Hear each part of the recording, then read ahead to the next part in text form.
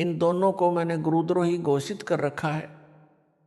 गुरुद्रोही की मानसिक स्थिति पागल कुत्ते जैसी हो जाती है, वह इधर उधर भटकता है, जिसको भी काटता है उसे भी पागल कर देता है।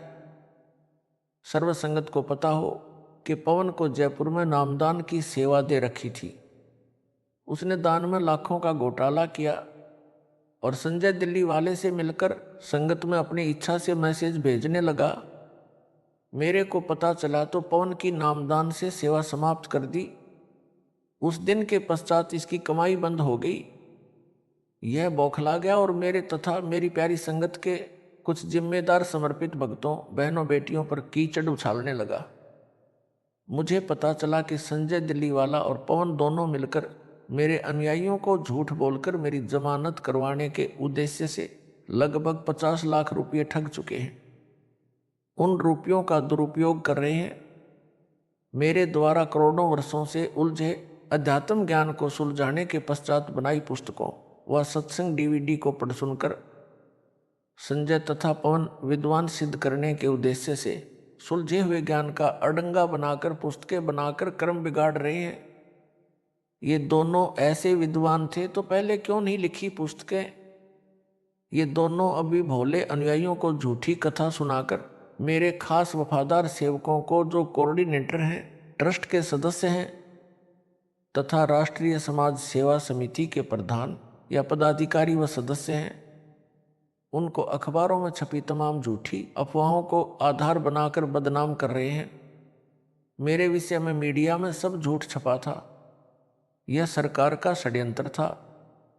ये दोनों गुरुद्रोही चाहते हैं कि सर्वसंगत मेरे से भी हटकर इन पागल कुत्तों के साथ लग जाए और इनको दान दक्षिणा देवे। इनके मुंह संगत को ठगने का रस लग चुका है।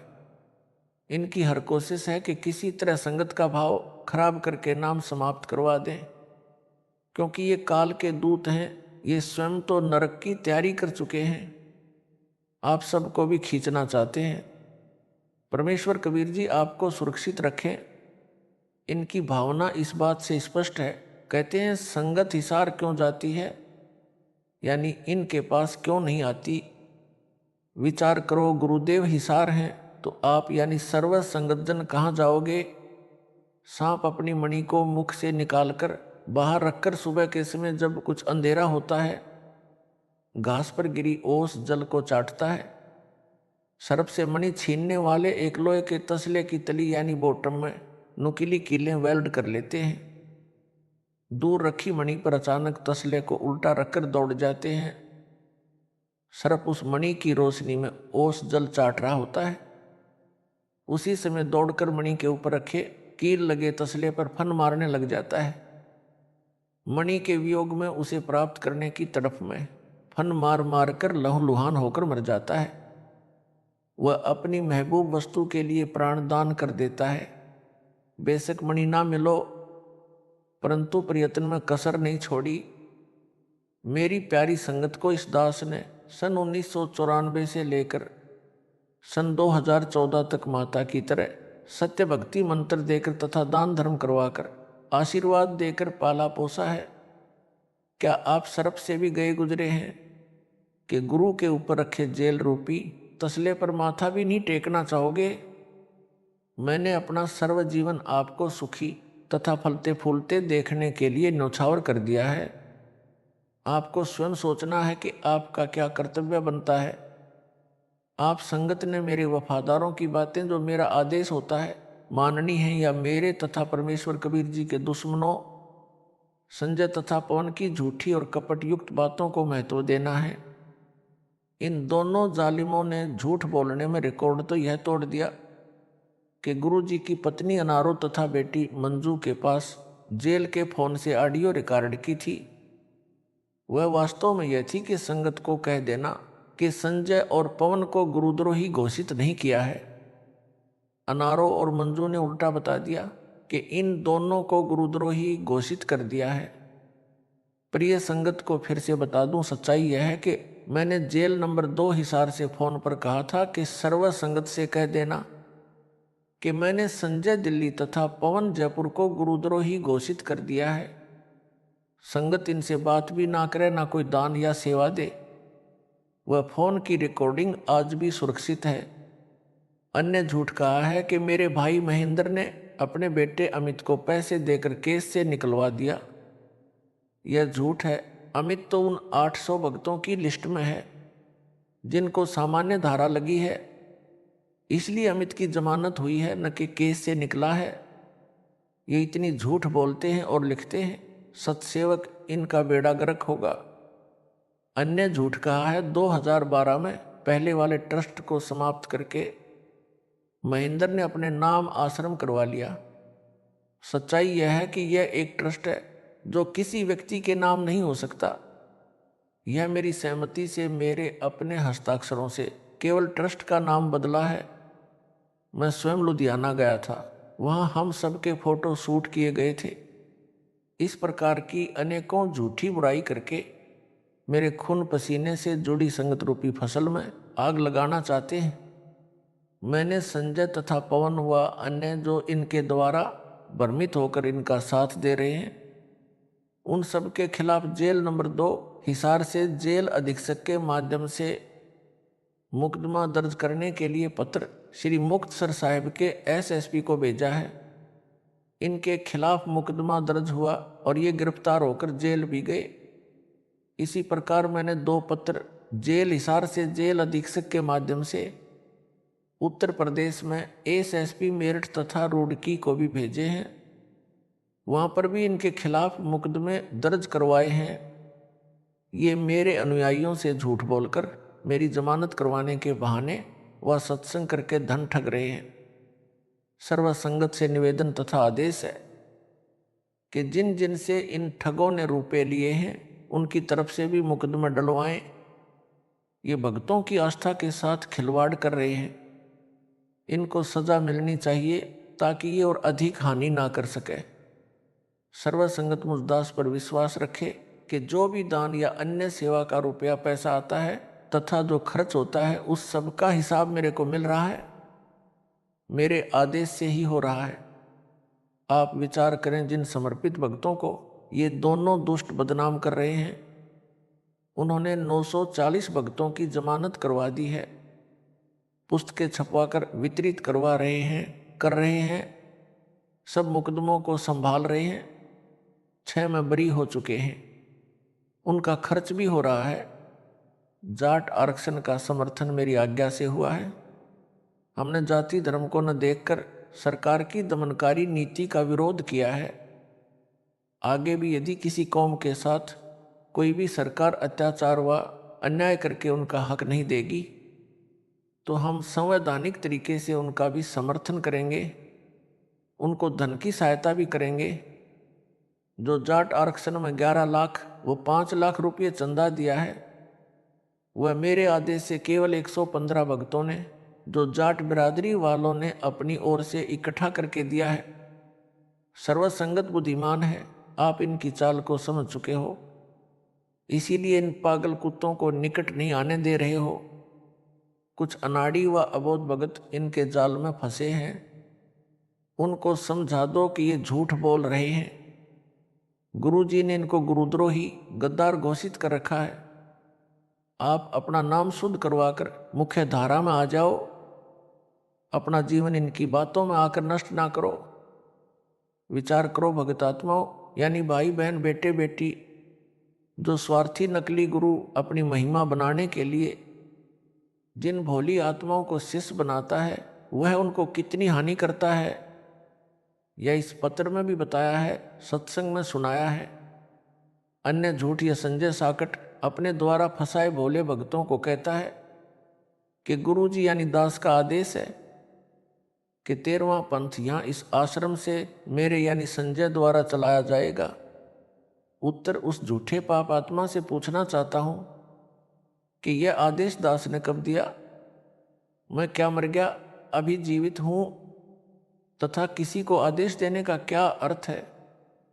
यह सब बकवास है। यह तो ऐसी मूर्ख बात है जैसे कोई बस में कंडक्टर की सीट पर बैठकर कहे कि अब बस इस सीट से मेरे द्वारा चला करेगी।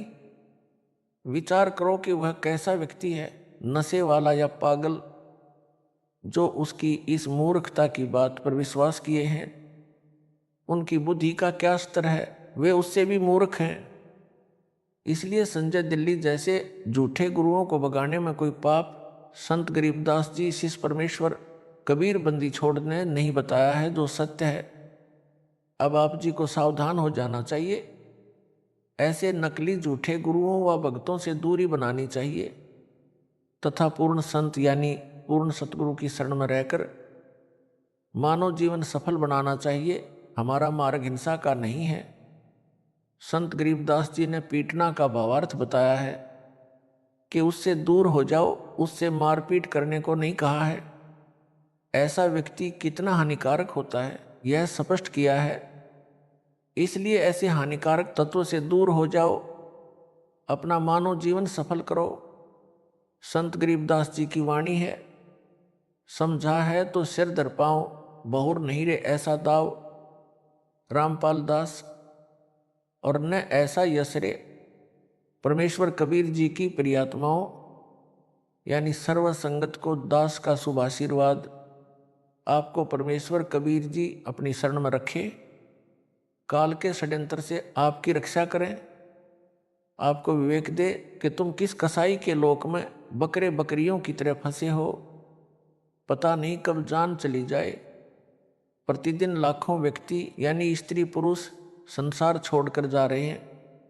हवाई जहाज गिर गया, सैकड़ों व्यक्ति मर गए, बच्चे भी माता पिता भी सब नष्ट हो गया। एक बार समाचार पत्रों में खबर छपी थी कि एक टाइटैनिक नाम का समुद्री जहाज बनाया गया। उसकी प्रसिद्धि की थी कि यह ऐसा जहाज है किसी भी कारण से समुद्र में नहीं डूबेगा। गारंटी के साथ दावा किया गया था। उसके बनने में 8 वर्ष लगे थे। प्रथम यात्रा में 8,000 व्यक्ति सपरिवार व कुछ अकेले उसमें बैठकर निश्चिंत होकर चले थे कि हम सुरक्षित हैं। उस जहाज में होटल बने थे, अच्छे गद्दे वाले बेड लगे थे। बीच समुद्र में जाकर एक बर्फ की चट्टान से टकराकर डूब गया। समुद्री जहाज को डूबने में भी समय लगता है। सब लोगों को पता चल गया कि जहाज डूब रहा है। हाहाकार मची होगी, माता पिता बच्चे चिल्ला रहे होंगे। कोई सुनने वाला नहीं, कोई बचाने वाला नहीं था। विचार करो हम किस कसाई के लोक में निवास कर रहे हैं। कबीर परमात्मा ने सब कुछ बता दिया, परंतु हमारी बुद्धि इस काल कसाई के जाल से निकलने का दृढ़ फैसला नहीं ले पाती। संत गरीबदास जी ने कहा है कि जय तेरे उपजे नहीं तो शब्द साखी सुन ले। साक्षी भूत संगीत हैं जासे लाओ ने। अर्थात है जीव, तेरी बुद्धि में ये विवेक उत्पन्न नहीं होता है। संतों की वाणी सुन ले, उन पर विश्वास करके लगन लगा। कबीर जी ने कहा है, मानत ना मन मोरा साधो मानत ना मन मोरा रे। बार बार मैं ये समझाऊं जग में जीवन थोड़ा रे। कबीर राज तजना सहज है, सहज त्रिया का ने। मान बढ़ाई ईर्ष्या दुर्लभ तजना ये है। अर्थात परमेश्वर प्राप्ति के लिए मानव राज्य को भी त्याग सकता है, पत्नी का मोह भी त्याग सकता है, परंतु मान बढ़ाई की चाह ईर्ष्या यह छोड़ना मुश्किल है। इनके छोड़े बिना परमेश्वर नहीं मिल सकता। गरीब साहेब के दरबार में गाहक कोटि अनंत, 4 चीज चाहिए, रिद्धि सिद्धि मान महंत।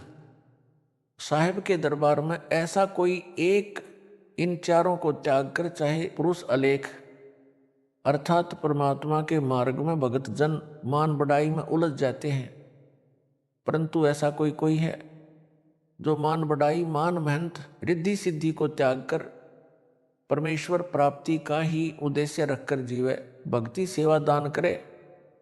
कुछ भक्तों की अर्जी आती है कि मेरे को कई वर्षों से कोऑर्डिनेटर की सेवा प्राप्त थी, अब वह सेवा दूसरे को दे दी, मेरी क्या गलती है?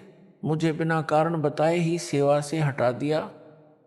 उनसे दास का निवेदन है कि किसने सेवा दी, किसने हटाई? उत्तर, दास ने सेवा दी, दास ने हटाई। आपको ऐतराज क्यों हुआ भाई? कबीर जी ने अपने को समझाया है, ऐसे रहो।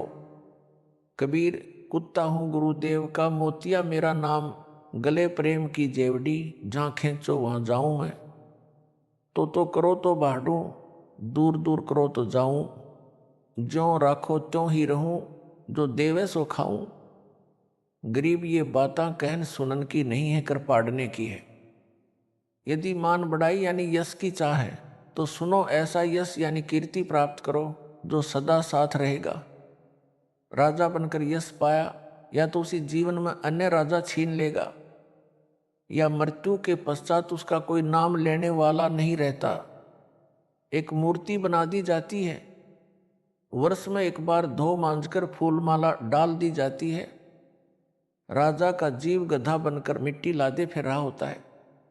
संत गरीबदास जी ने कहा है कि मन तू सुख के सागर बस रहे और ना ऐसा यश रे।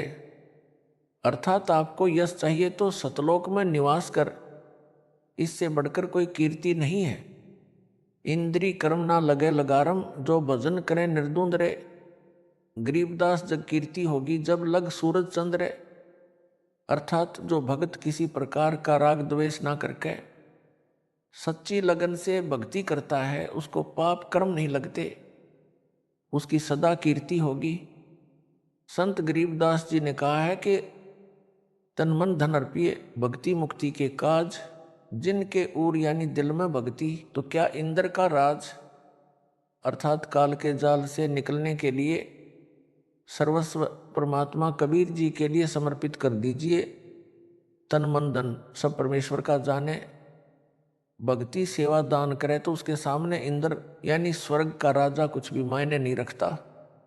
इसलिए हे सेवादारों, दानवीर सच्चे भक्तों वो भगत मतियों, जब तक सूरज चांद रहेगा समर्पित भक्तों वो भगत मतियों यानी बेटे बेटियों तुम्हारा नाम रहेगा। दास आशा करता है कि मेरी प्यारी संगत यानी बेटा बेटी दास की पुकार को समझ गए होंगे। अपने परमेश्वर को घना ना सताओ, वो आपका बाप है, आपको काल कसाई की यातना सहन करते देखकर रोता है। आपके लिए सतलोक का सुख छोड़कर कहाँ आता है, उसका प्यार आपसे अटूट है। तुमने काल के झूठे सुख की भांग पी रखी है, कब उतरेगी। अब की बार भी पार नहीं हुए तो धिक्कार तुम्हारे माता पिता को, जिन्होंने तुम्हें जन्म दिया। सिर धड़कीबाजी लगाकर सेवा समरण दान करके निकल चलो इस पाप के स्थान से, इस दुखालय से।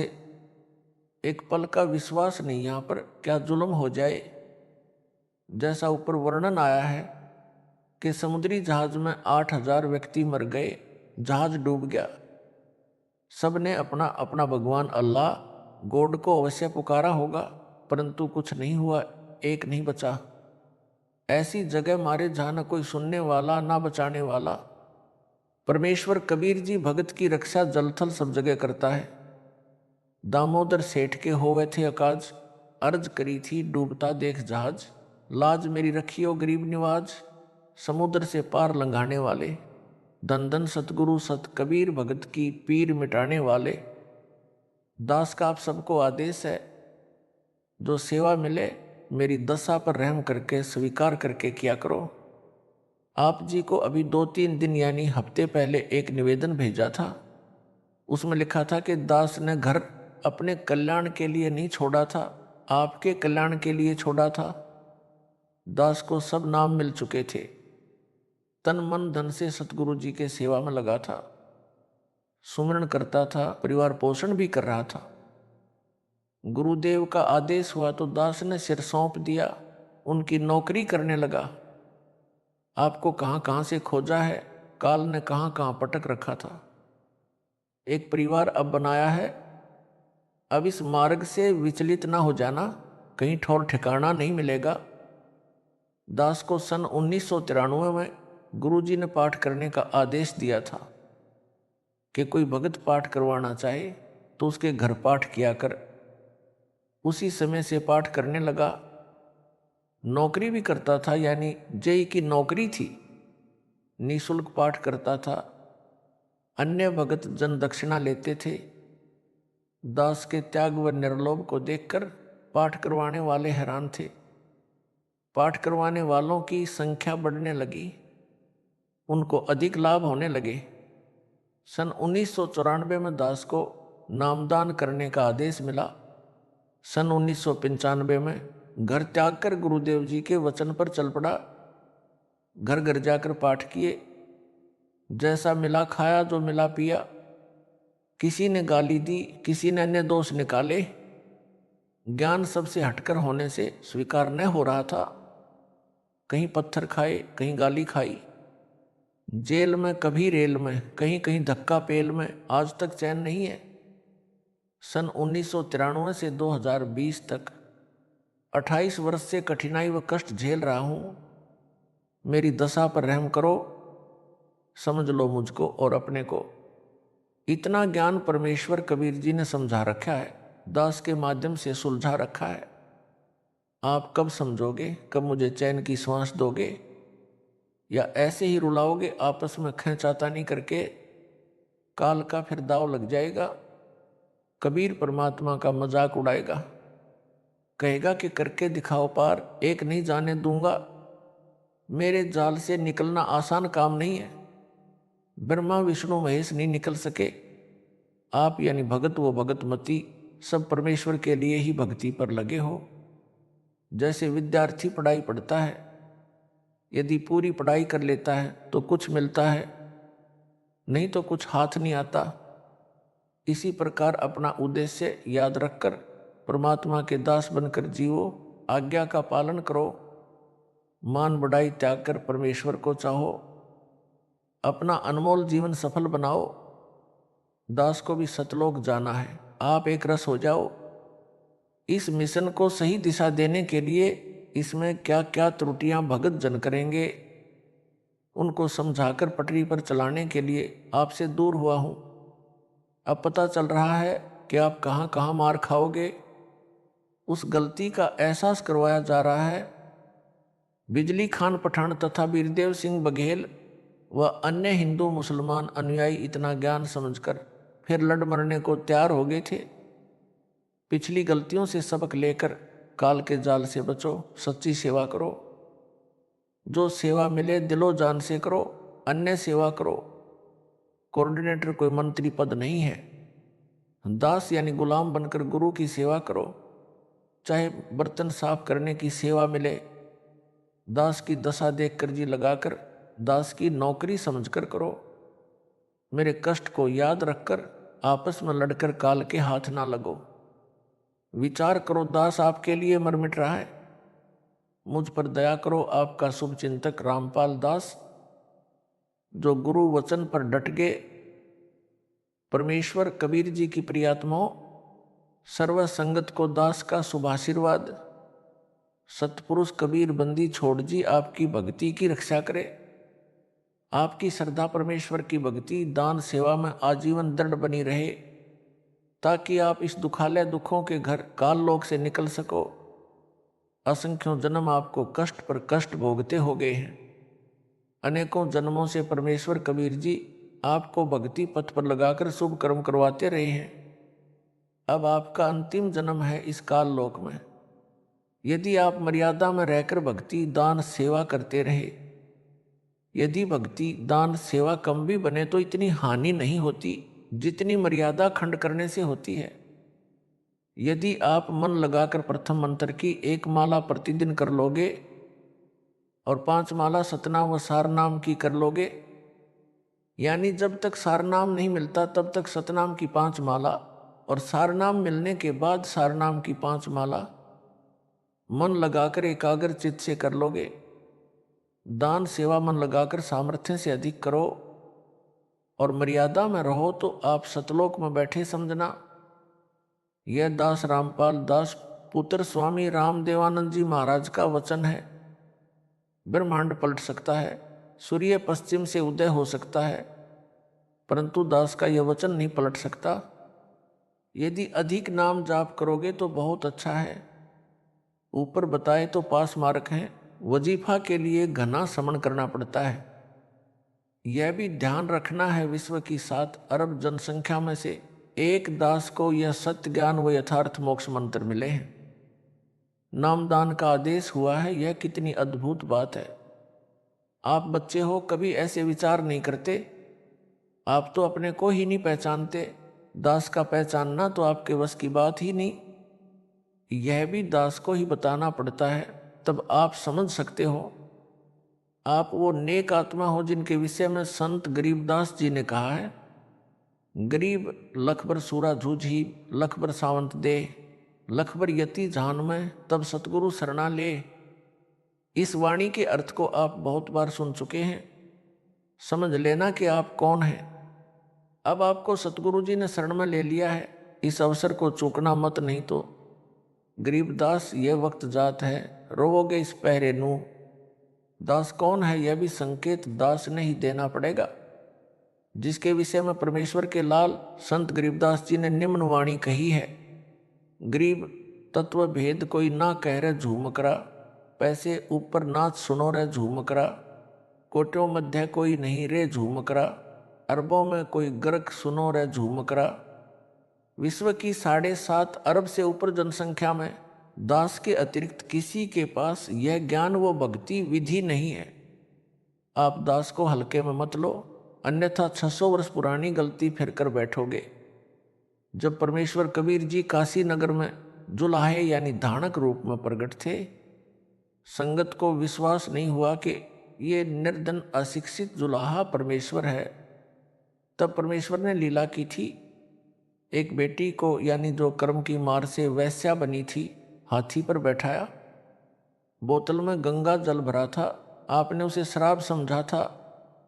वैश्या के गले बांध डाले हुए शराब पीते हुए परमेश्वर को आपने बड़ुआ यानी बेशरम व्याभिचारी समझा था। अपना अनमोल अवसर गंवाकर अब तक धक्के खा रहे हो। पूर्व वाली भूल से शिक्षा लेकर सतर्क होना चाहिए। परमेश्वर कबीर जी ने वर्तमान में आपके लिए ऐसे उपकरण टीवी चैनल व मोबाइल में बनवा दिए हैं जिनसे आप सत्संग सुन सको। घर बैठे सफर में कभी भी ज्ञान सुन सकते हो।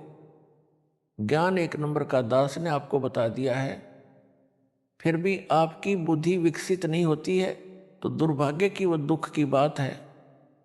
दास के पास कई बार शिकायत आती है कि कुछ भगत जन व भगतमती कहते हैं कि जो संदेश यानी मैसेज मैनेजमेंट भेजता है यह गुरुदेव का नहीं होता, कमेटी वाले अपनी ओर से डालते हैं। जो मैसेज हमें मिलता है वह भक्ति मार्ग में नहीं चलता।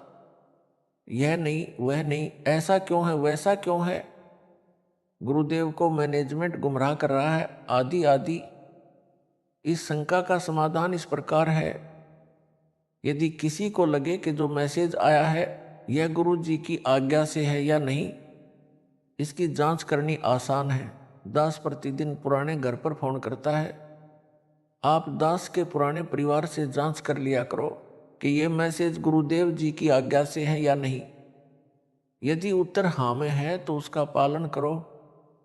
रही बात यह कैसे वह कैसे, कभी वोट डालने का मैसेज, कभी किसी आरक्षण में समर्थन का मैसेज, आदि आदि, यह भक्ति मार्ग में नहीं चलता। यह उसकी अज्ञानता है जो ऐसा मानता है। वह तत्व ज्ञान से पूर्ण परिचित नहीं है। उसे ज्ञान अच्छी तरह समझना चाहिए या पुराने भक्तों की नकल कर लेनी चाहिए। ध्यान रखना चाहिए कि भाई जो गुरु वचन पर डट गए कट गए फंद 84 के, रह कट गए फंद 84 के। एक उदाहरण पर्याप्त है दास के संकेत को समझने के लिए। गोपीचंद तथा भरथरी दोनों मामा भांजा थे, यानी भरथरी जी गोपीचंद जी के मामा थे, दोनों राजा थे। प्रेरणा पाकर दोनों ने परमात्मा प्राप्ति के लिए राज त्याग दिया। परिवार में हाहाकार मच गई, परंतु पीछे फिरकर नहीं देखा। दोनों ने श्री गोरखनाथ जी को गुरु बनाया। गुरु जी से निवेदन किया, गुरु कल्याण करो, मुक्ति का मार्ग बताओ। गोरखनाथ जी ने उनको दीक्षा दी, नाम जाप करने के दिए, तथा कहा कि राजस्थान प्रांत के अलवर शहर में राजा का किला निर्माणाधीन है, यदि तुम मुक्ति चाहते हो तो जाओ, उस किले के निर्माण में निःशुल्क मजदूरी करो, अपने खाने के लिए अन्य मजदूरी यानी ओवर टाइम करना, जाइए। दोनों ने उसी वक्त गुरुजी के चरण छुए। 12 वर्ष अलवर के किले में पत्थर ढोने की मजदूरी निःशुल्क की, खाने के लिए एक कुम्हार के बर्तन बनाने, वह गार यानी मड तैयार करने में कुम्हार की मदद करने लगे, केवल रोटी रोटी के लिए। कुम्हार की पत्नी निर्भाग थी, वह रोटी भी खिलाना अच्छा नहीं समझती। उसने अपने पति के खाने के लिए ही रोटी भेजी, गोपीचंद तथा भरथरी के लिए नहीं भेजी। कुम्हार देवपुरुष था, दयावान था।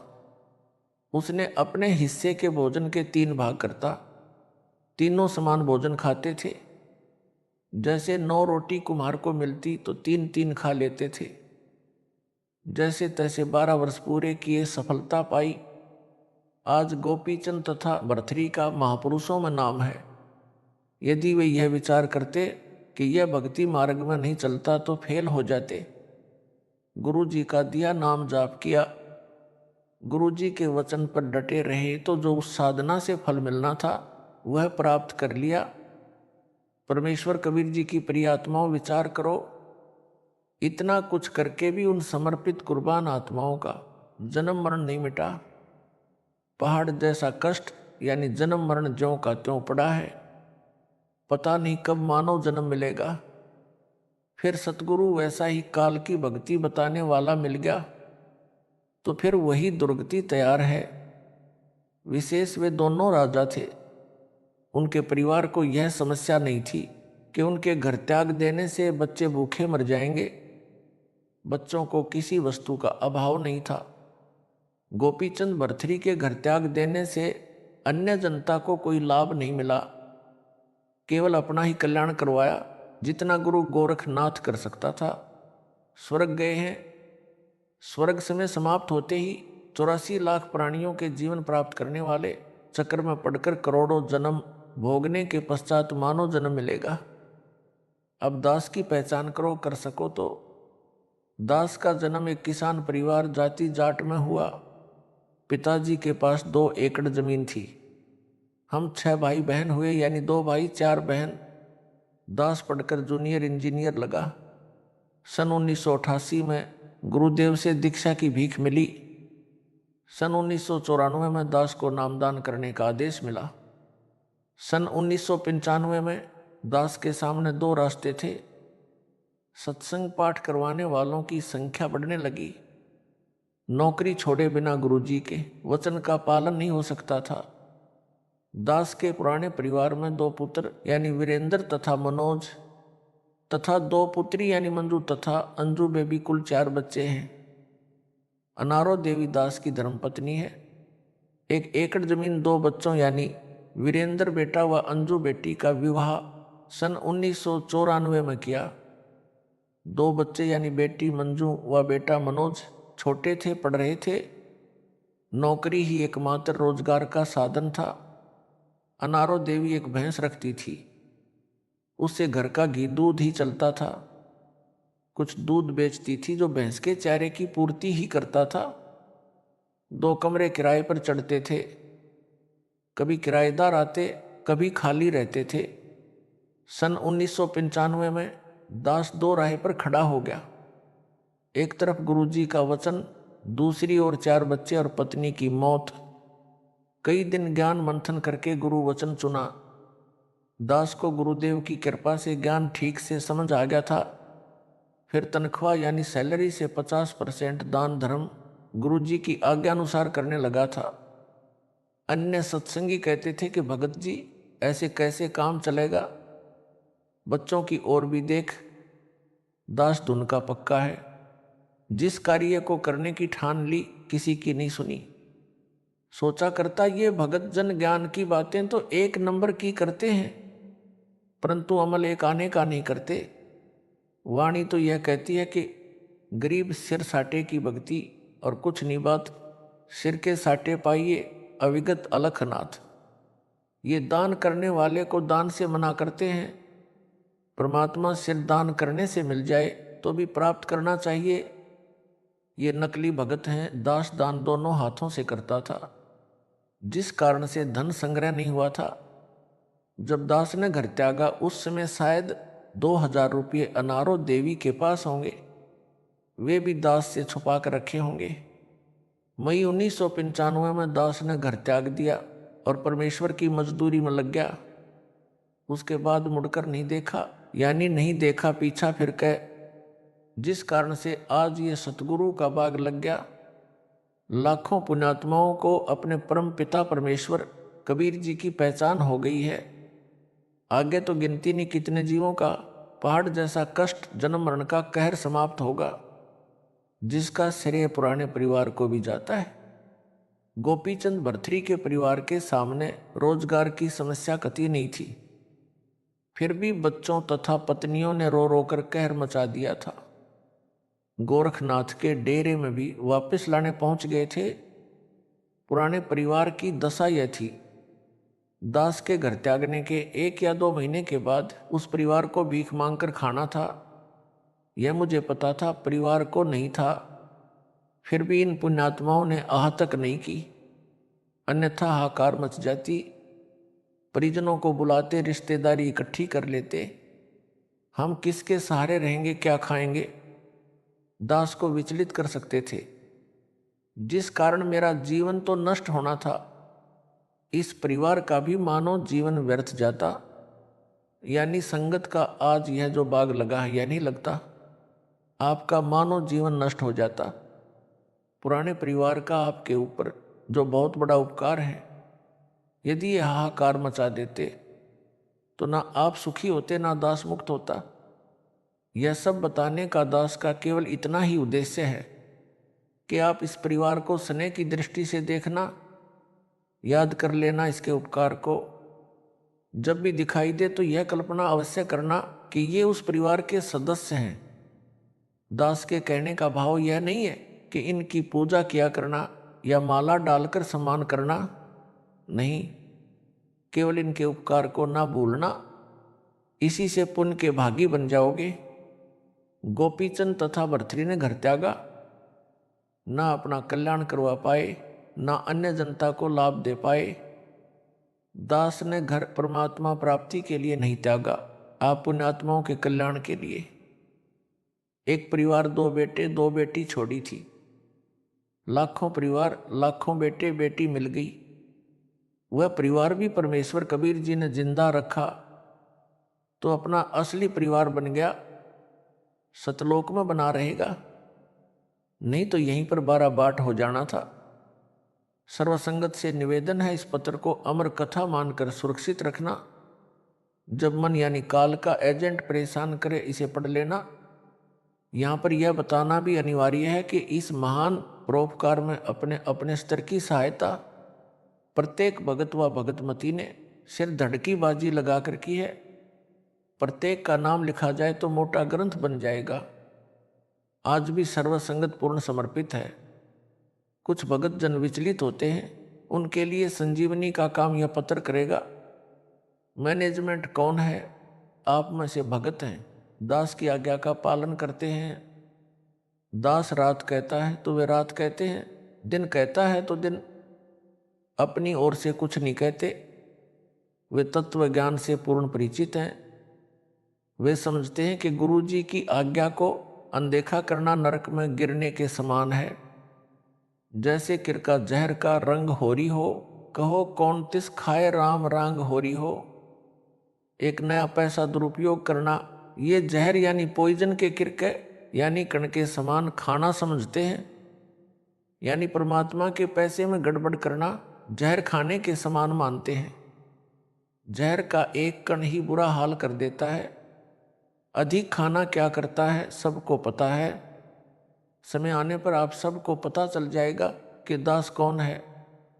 आप केवल कबीर जी का वफादार कुत्ता दास को मानकर चलो, जो भौंक भौंक कर आप धनी लोगों को जगा रहा है, चोरी होने से बचा रहा है। जागते रहना, नाम का जाप करते रहना, जगत की बातों में न आना। भगत का मार्ग जगत से भिन्न है। जगत की रीति रिवाज सुखी श्यान भक्ति का नाश करने वाली हैं।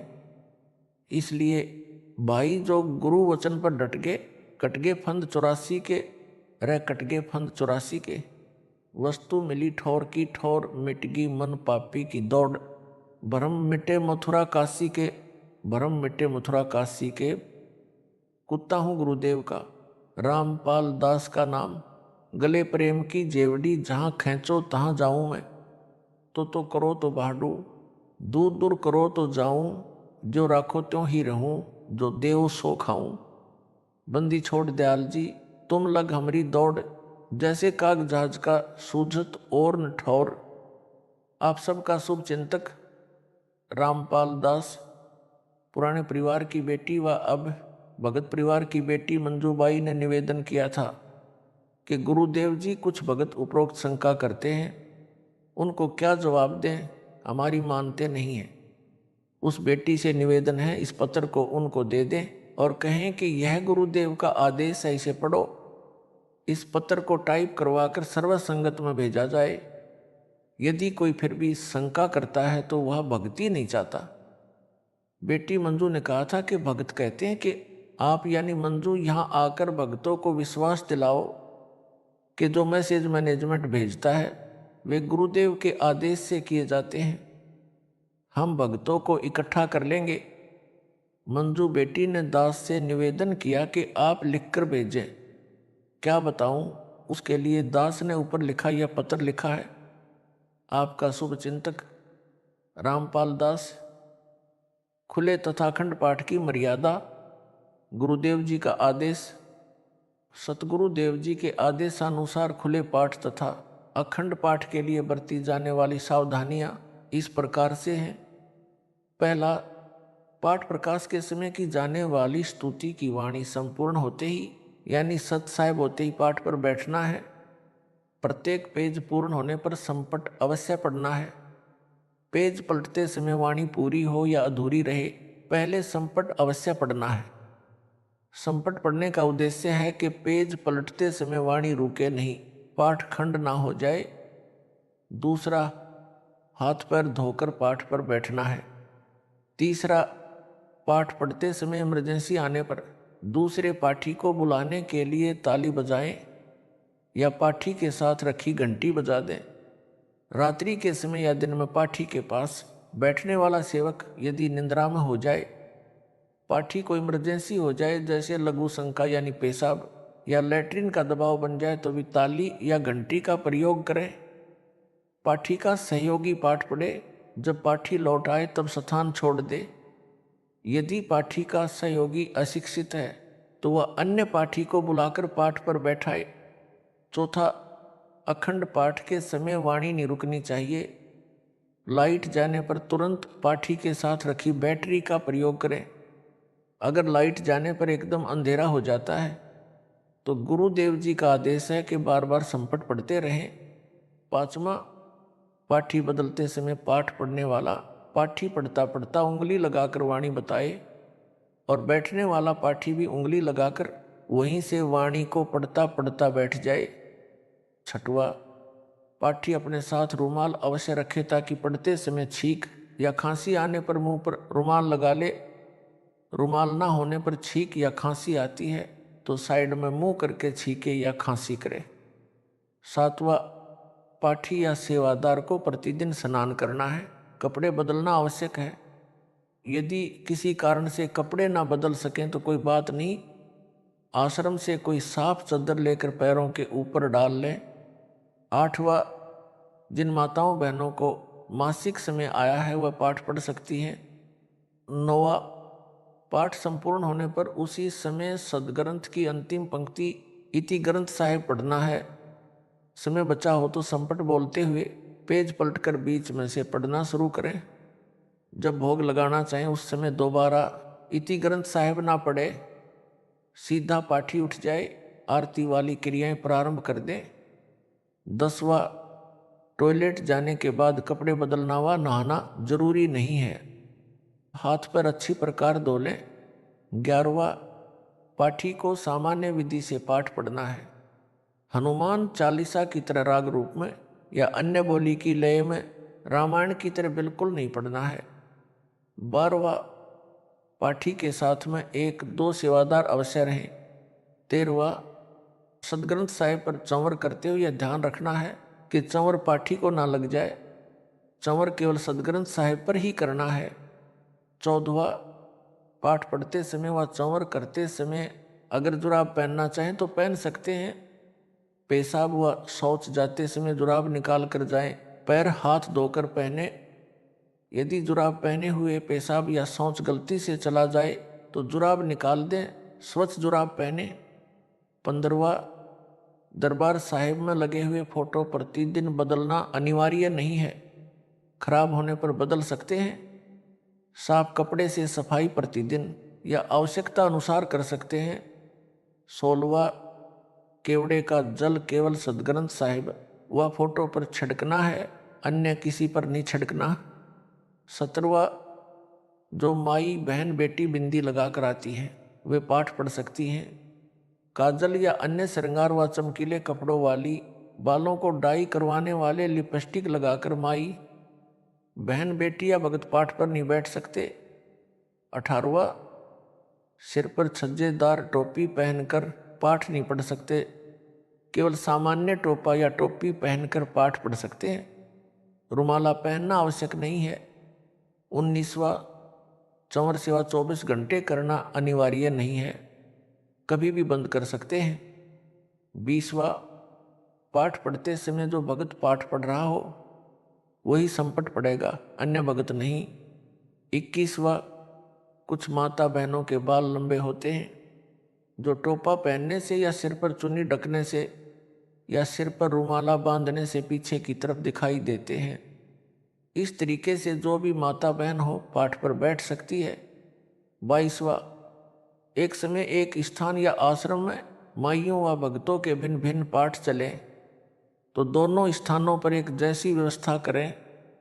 केवल पाठ के लिए रखी जाने वाली सामग्री जैसे मेवे यानी काजू बादाम पिस्ता आदि, गोले यानी कोकोनट एक साइड, चाहे भक्तों वाली साइड चाहे बहनों वाली साइड में रखें।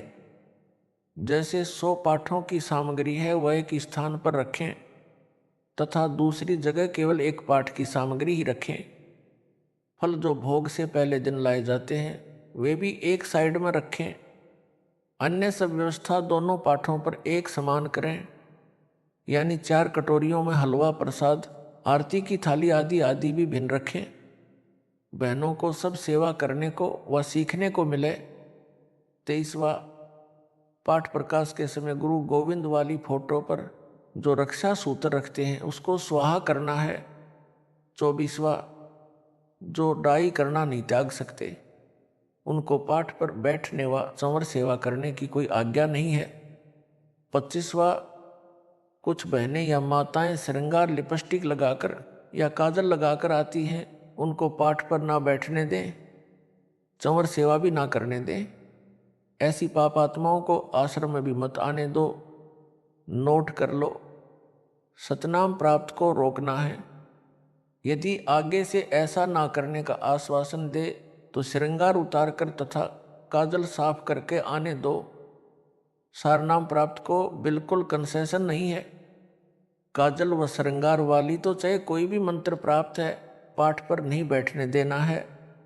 26वां, हलवे का प्रसाद उपदेशी या अनुपदेशी के लिए घर ले जा सकते हैं।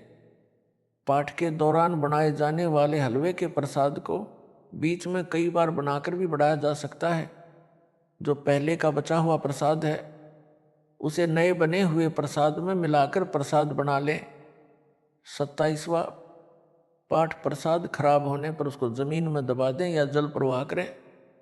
28वां, जो पाठ प्रसाद घर नहीं ले जाना चाहते उसको आश्रम में बांट दें।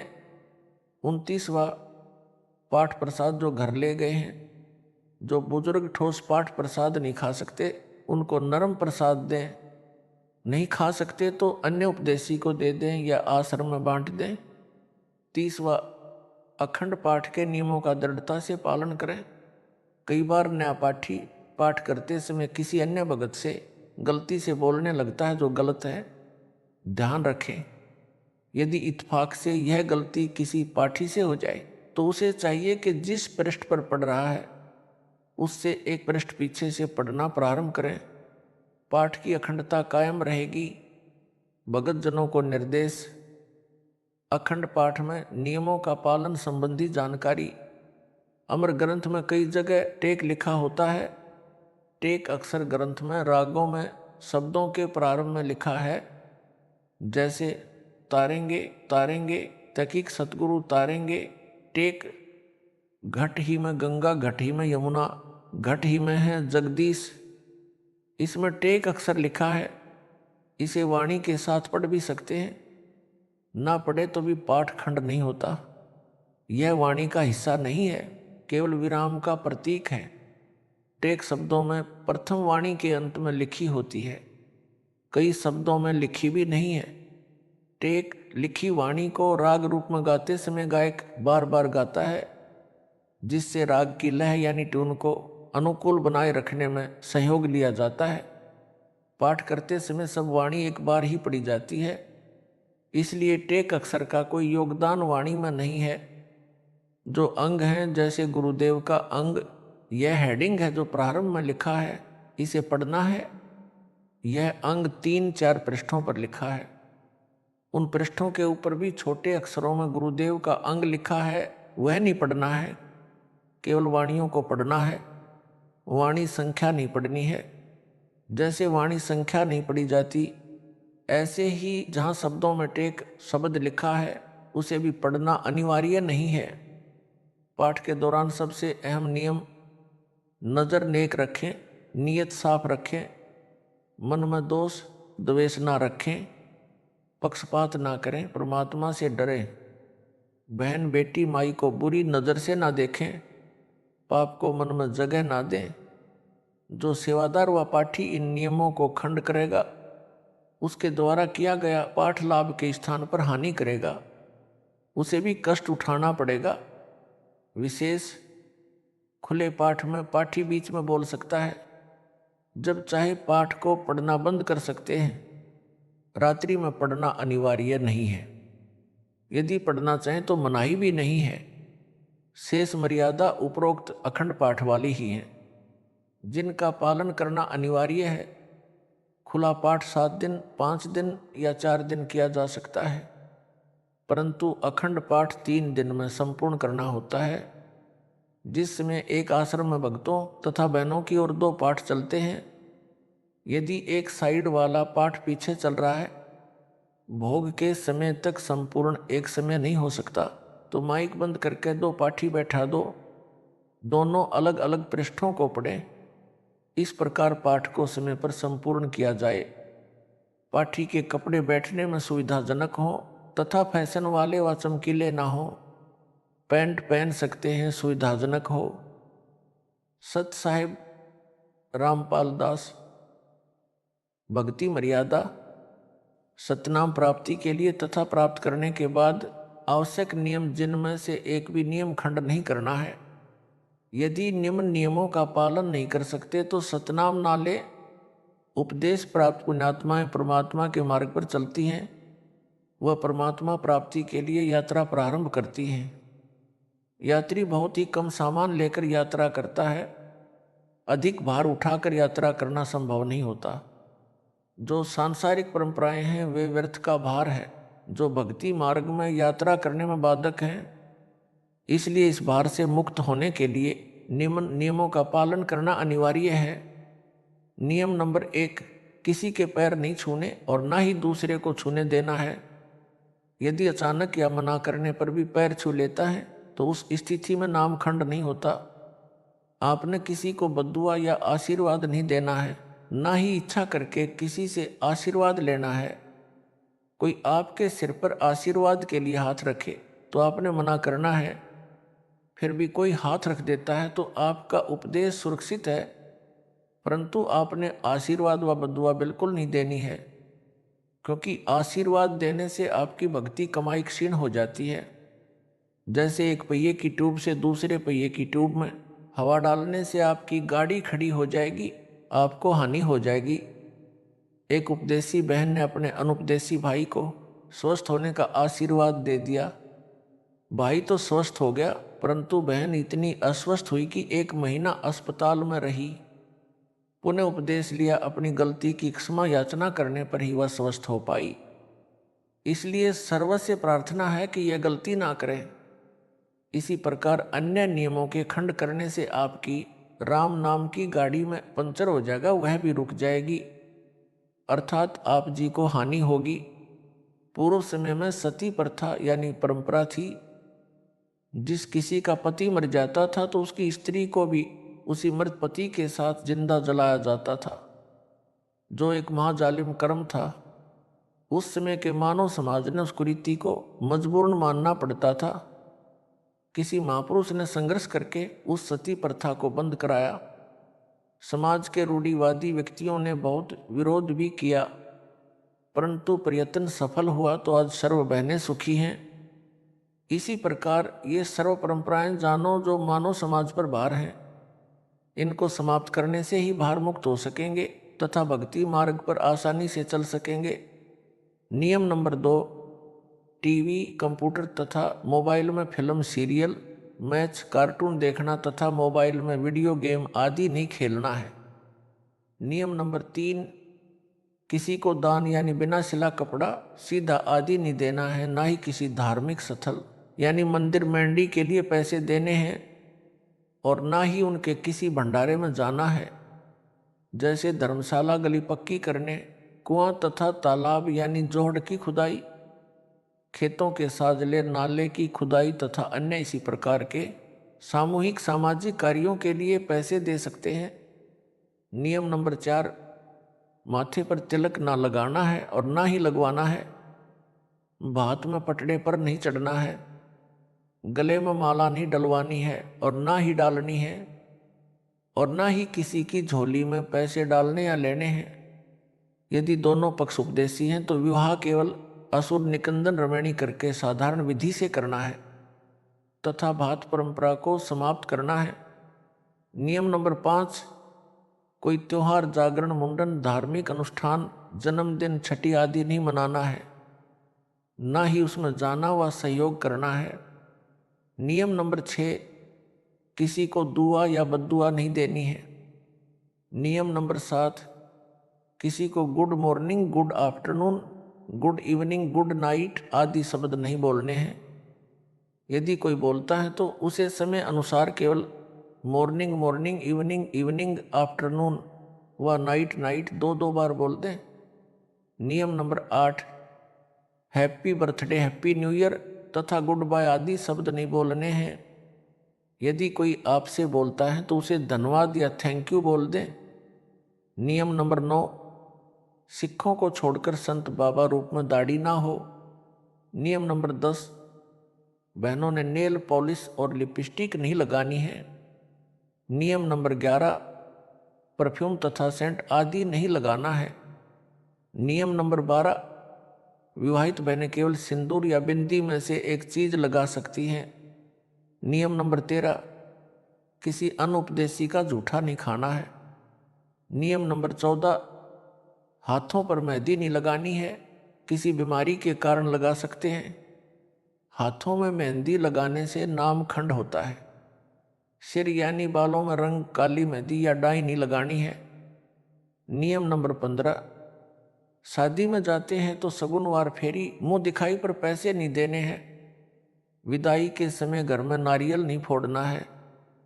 कन्या विदाई के समय गाड़ी पर पानी डालना या शगुन के लिए धक्का लगाना अर्थात शगुन करना मना है।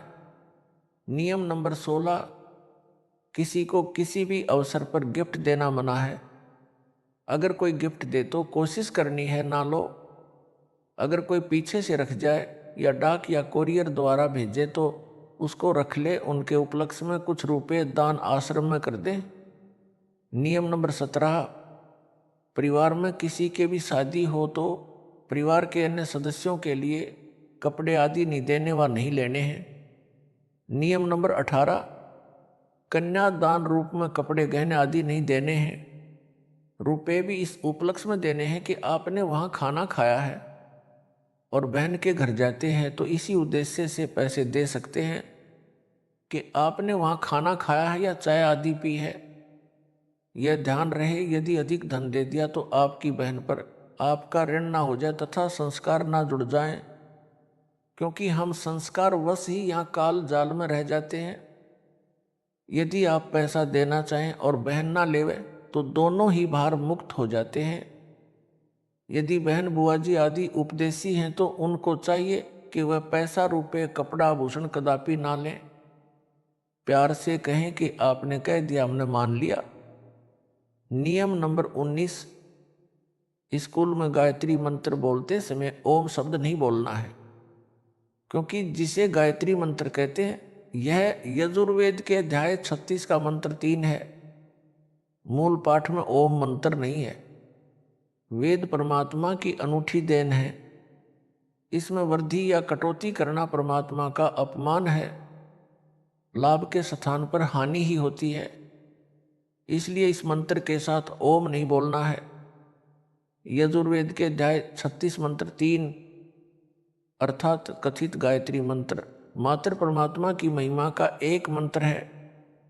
इसे पढ़ने से परमात्मा के गुणों का ज्ञान होता है। जैसे बिजली की महिमा कहीं लिखी हो, उसको कविता बनाकर गाते रहने से बिजली के गुणों का ज्ञान तो होता है, परंतु बिजली का लाभ नहीं मिल सकता।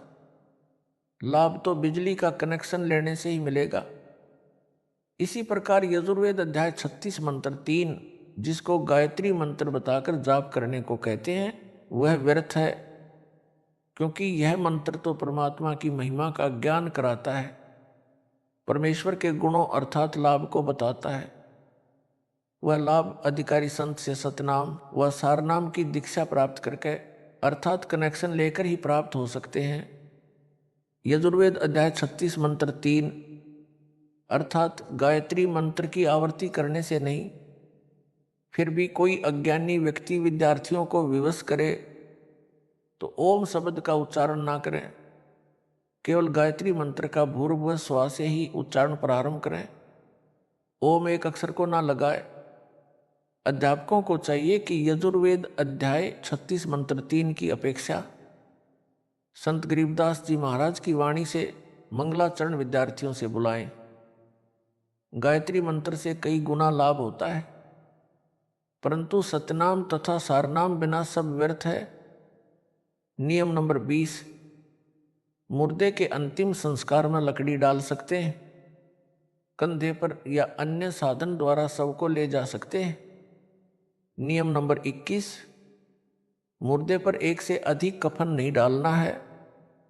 यदि आपसे पहले किसी ने कफन डाल रखा है तो आपने कफन नहीं डालना है, क्योंकि कफन केवल एक ही होता है।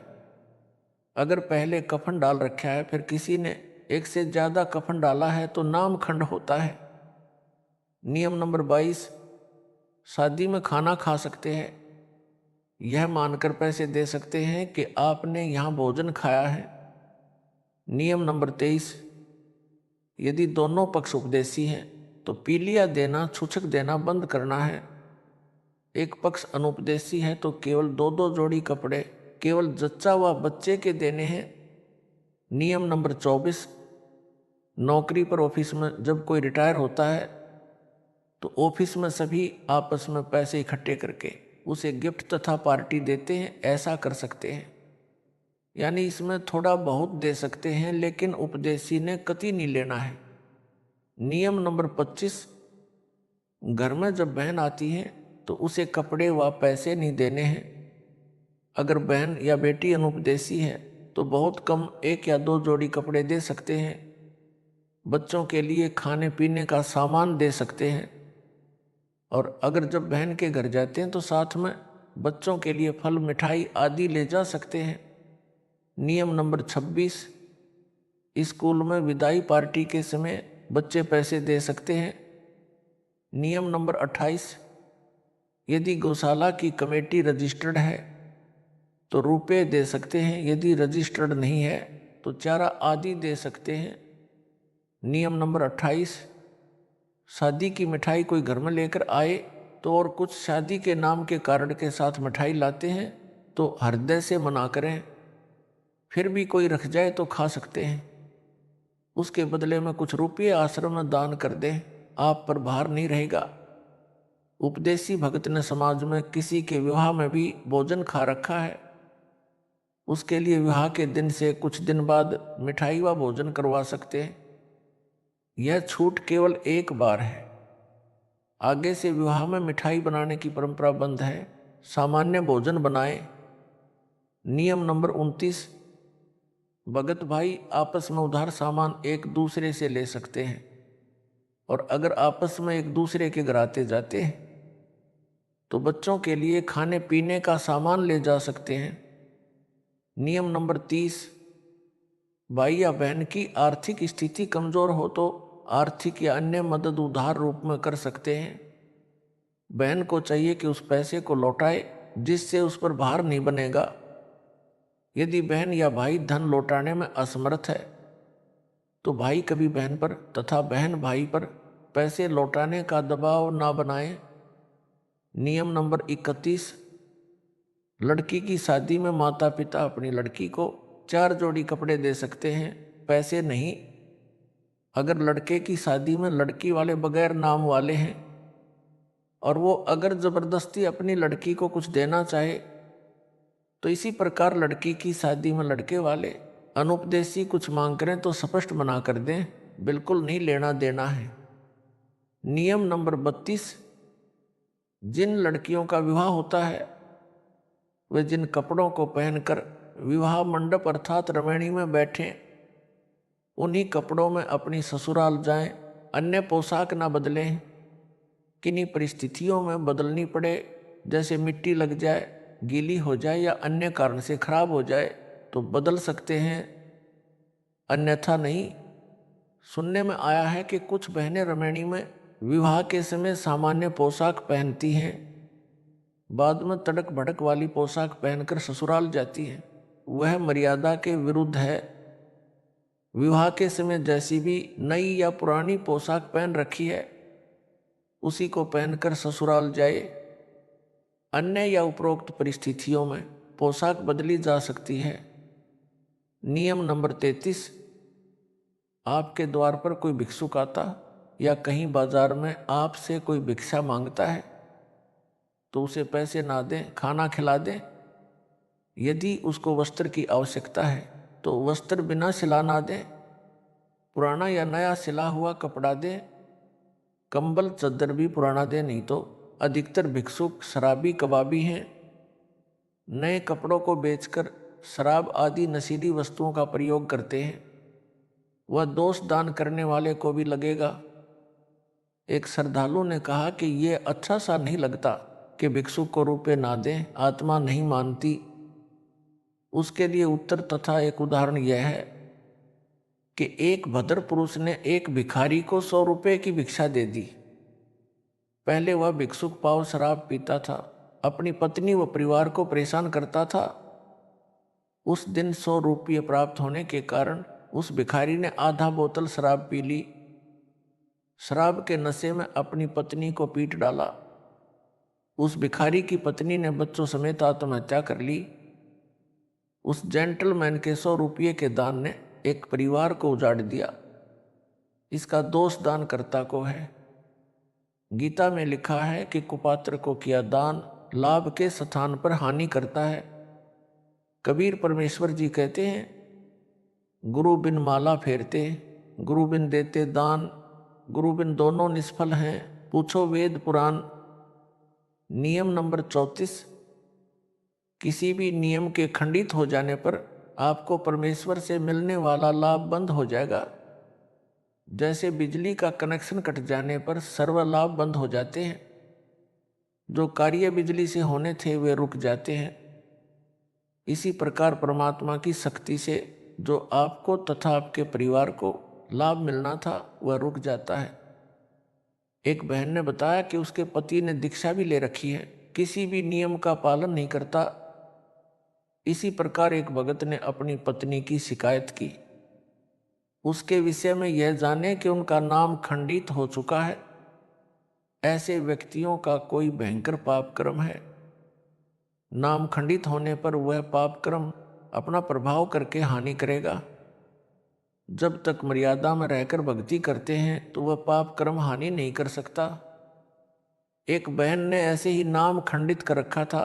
कुछ वर्षों के पश्चात उसकी जीभ में कैंसर का रोग हो गया। उस बहन से पूछा कि क्या अब आपको टीवी देखना, लिपस्टिक लगाना अच्छा लगता है? उसने रोते हुए कहा, नहीं नहीं।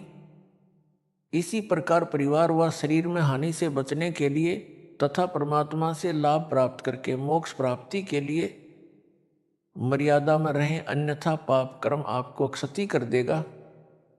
इसलिए सर्व पुण्यात्माओं से पुनः निवेदन है कि सर्व नियमों का विधिवत पालन करके मानव जीवन को सफल बनाए तथा पूर्ण मोक्ष प्राप्त करके सदा सुखी बने, सतलोक में निवास करें।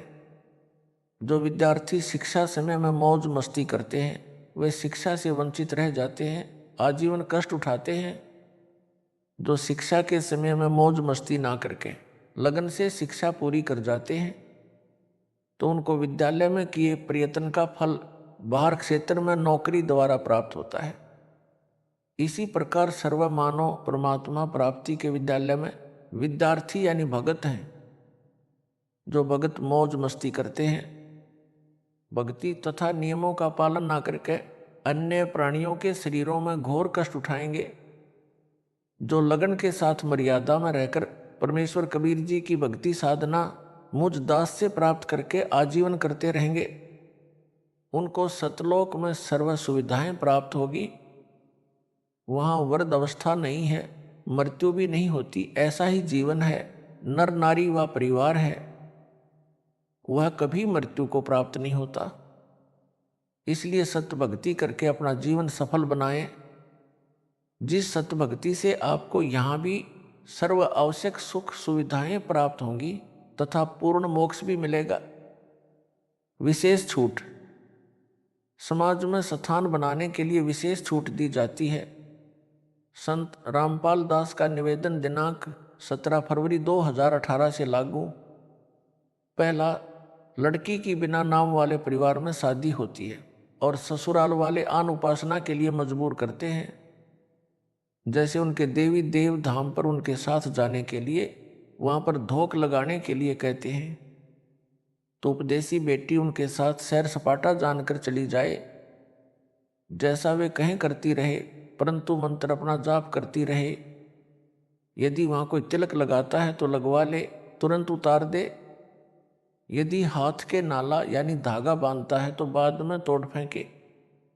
दूसरा, यदि किसी त्योहार पर भोजन बनाने के लिए कहे तो बना दे, उसे खा भी ले, परंतु भोग वाला ना खाए। यदि भोग लगाकर सब भोजन में मिलाते हैं तो उसे ना खाए, अपना भोजन अलग निकाले या भिन्न बना ले। तीसरा, बात के समय यदि किसी उपदेशी को जाना पड़े, यदि मजबूरी है तो कोई बात नहीं है। चौथा, यदि कोई माला डालता है तो उसे हाथ में पकड़ ले, यदि डाल दी जाए तो तुरंत निकाल ले।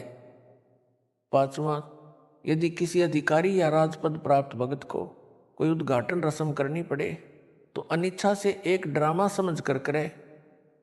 छठवा, यदि सरकारी कर्मचारी या अधिकारी का या प्राइवेट नौकर को या पुत्रावधुआ पत्नी को निषेध वस्तु लेने के लिए आदेश होता है तो बचे। यदि मजबूरी हो तो ला सकता है, जैसे शराब सिगरेट लाने, मांस बनाने, यानी फौज में या होटल में या कहीं नौकरों को व विवाहित बहनों को सास ससुर पति आदि आदेश दे तो मजबूरी मानकर दुखी मन से परमात्मा से क्षमा मांग कर करे। कुछ दिन में परमात्मा अड़चन समाप्त कर देता है। पहले उनको मना करे कि मैं यह पाप नहीं कर सकता, कर सकती, फिर भी जोर दे तो कहे कि इसका पाप आपको लगेगा, कहकर कर दे। सातवां, यदि सैनिक या सिपाही को गोली मारने का आदेश होता है तो मना ना करे, क्योंकि वह दोष आदेश करने वाले को लगता है, उसकी नौकरी यही है। रण में शहीद हुए सैनिक व सिपाही को स्वर्ग प्राप्ति होती है।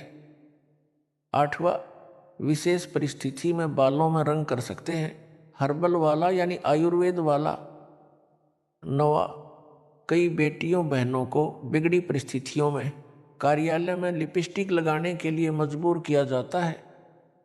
उनके लिए छूट दी जाती है कि कार्यालय में जाने से पहले लगा ले तथा छुट्टी के बाद तुरंत उतार दे। कोशिश करे ना लगाए तो अच्छा, यह स्वास्थ्य के लिए भी हानिकारक है। प्रचार प्रसार समिति, सतलोक आश्रम, चंडीगढ़ रोड, बरवाला जिला, हिसार, हरियाणा, भारत। सब्सक्राइब।